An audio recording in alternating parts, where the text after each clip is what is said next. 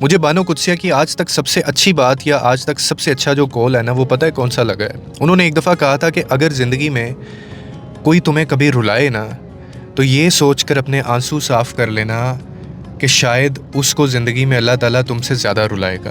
یہ سوچ کر تم اپنے آنسو صاف کر لینا، بدلے کی آڑ میں مت جینا۔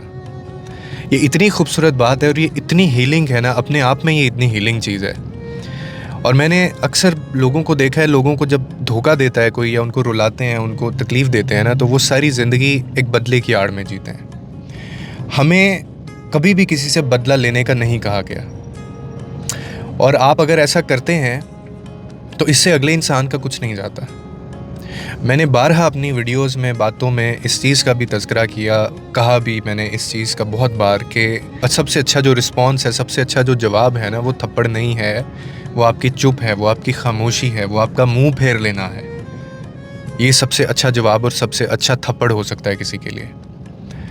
اور آپ جب ایسا کرتے ہیں نا، تو آپ پھر اپنا معاملہ اس کے اوپر چھوڑتے ہیں۔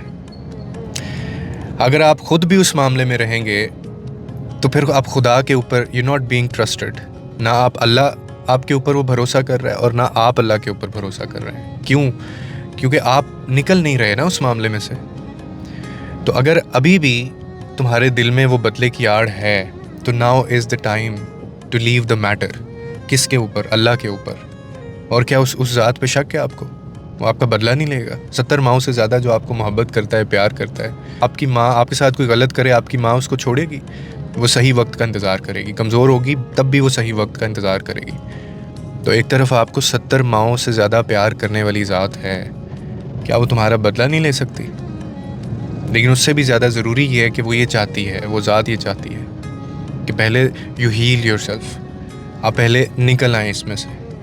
تو اسی لیے اگر کبھی زندگی میں آپ کے کوئی آنسو کسی کی وجہ سے آئیں آنکھوں میں، تو اپنے آنسو یہ سوچ کر صاف کر لیجیے گا کہ اس کو زندگی میں اللہ آپ سے زیادہ رلائے گا۔